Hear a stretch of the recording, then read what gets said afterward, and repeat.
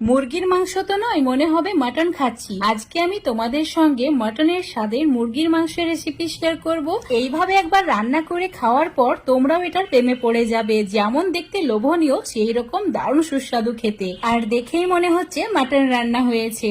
তো আজকের এই রেসিপিটা তৈরি করার জন্য লাগবে মুরগির মাংস, আর মাংসগুলো অবশ্যই একটু বড় বড় টুকরো করে কেটে নেবে। তারপর ভালো করে ধুয়ে পরিষ্কার করে নিয়ে একটা বাটির মধ্যে নিয়ে নিতে হবে।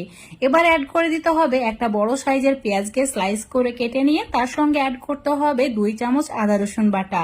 এবার দিয়ে দিতে হবে 2 চামচ মতো টক দই, আর অবশ্যই অ্যাড করতে হবে সর্ষের তেল। এখানে প্রায় 4 চামচ মতো সর্ষের তেল অ্যাড করেছি। তার সঙ্গে হলুদ গুঁড়ো 1 চামচ, হাফ চামচ লঙ্কা গুঁড়ো, আর অ্যাড করেছি 1 চামচ ধনে গুঁড়ো, 1 চামচ জিরে গুঁড়ো, আর দিয়েছি 1 চামচ মতো কাশ্মীরি লঙ্কার গুঁড়ো। এবার দিতে হবে অল্প পরিমাণে গোলমরিচ গুঁড়ো। সমস্ত কিছু এবার হাত দিয়ে মেখে নিতে হবে। এখানে কিন্তু লবণ ব্যবহার করা যাবে না, লবণ ছাড়াই সমস্ত মশলা অ্যাড করে এভাবে মেখে নিতে হবে। এবার অ্যাড করে দিচ্ছি মিডিয়াম সাইজের 5টি আলু। তো আলুর পরিমাণটা নিজেদের পছন্দ মতো বাড়িয়ে বা কমিয়ে নিতে পারো। মশলার সঙ্গে একটু মাখিয়ে নিতে হবে। মাখানো হয়ে গেলে চুলোর উপর একটা প্রেসার কুকার নিয়ে নিচ্ছি, আর প্রেসার কুকারে পরিমাণ মতো রান্নাটি করতে যতটুকু তেল প্রয়োজন সেই হিসাবে সর্ষের তেলটা গরম করে নিতে হবে। তেল গরম হয়ে গেলে প্রেসার কুকারের মধ্যে মশলা মাখানো আলুগুলো অ্যাড করে দিতে হবে।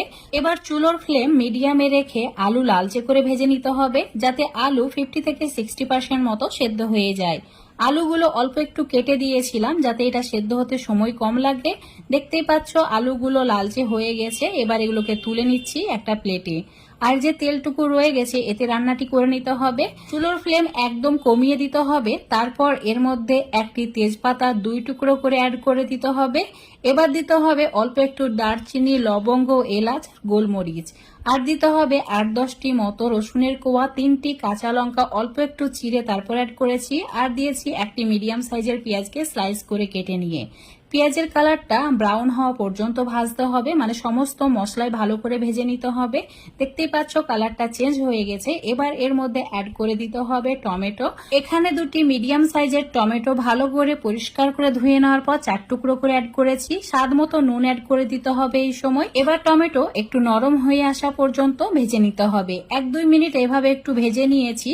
এবার অ্যাড করে দিচ্ছি মশলা মেখে রাখা মুরগির মাংসের টুকরোগুলো। প্রেসার কুকারে মাংস অ্যাড করা হয়ে গেলে চুলোর ফ্লেমটা মিডিয়াম টু হাই করে দিতে হবে। তারপর অনবরত এভাবে নাড়াচাড়া করে মাংস কষিয়ে নিতে হবে। কিছুক্ষণ পর দেখতেই পাবে মাংস থেকে জল ছাড়তে শুরু করেছে। চিকেন থেকে বেরোনো জল সম্পূর্ণ শুকিয়ে গেলে তেল ছাড়তে শুরু করবে। তখন